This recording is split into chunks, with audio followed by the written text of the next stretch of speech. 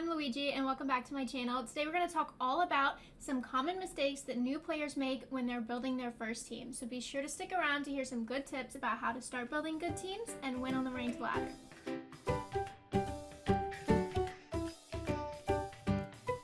So mistake number one that I see all the time is forgetting about which coverage spreads are important and which are not. I know that I fell victim to this first tip a lot when I started building streams, but you don't need to account for every single type when you're choosing coverage moves for your Pokemon. Use Peakalytics to review which Pokemon are most commonly used in the meta, and then just make sure that you're accounting for those Pokemon when you choose coverage. For example, there aren't a large number of fairy types being used right now, except for Xerneas, so maybe there's a better way to deal with Xerneas on your team other than slotting in a steel or poison type move in place of a move that will potentially hit more of the meta for super effective damage. Now this second tip is semi-related, but while you don't necessarily need to cover for every single Pokemon type on your team, you do need to cover for the most commonly used Pokemon in the meta. For example, Incineroar, Regieleki, and Rillaboom are all incredibly common, and so you'll probably see one on virtually every single team you'll face. If you don't have a plan for how you're going to deal with them going into a battle, you're probably going to lose a lot of those battles. And another really important thing to keep in mind when you're building a team is to know your Pokemon's roles. A slow, bulky Pokemon does not need speed EVs, and a support Pokemon does not need attack or special attack EVs. The number of EVs that you can give a Pokemon is limited, so you want to make sure that you're doing the most with that investment.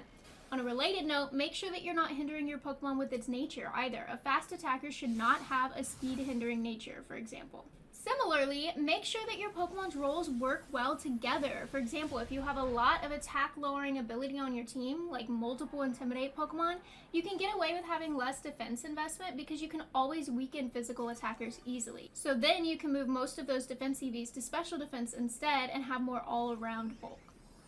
And mistake number 4 that I see all the time is no speed control.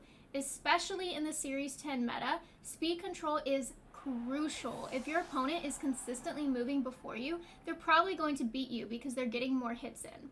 So it doesn't matter what kind of speed control you use, but make sure you have some way of moving first when you need to in a pinch.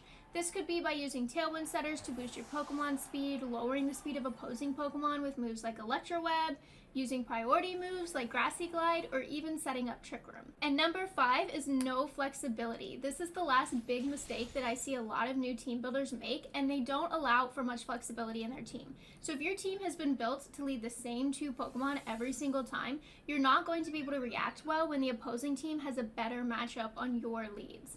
And additionally, if your success hinges on certain conditions like setting up Trick Room, for example, you need to make absolutely sure that your leads will allow you to set up Trick Room against a wide variety of opposing leads. Like, will Fake Out stop you from what you need to get done? Will Taunt stop you? Can the opposing Pokemon just straight up KO your Trick Room setter?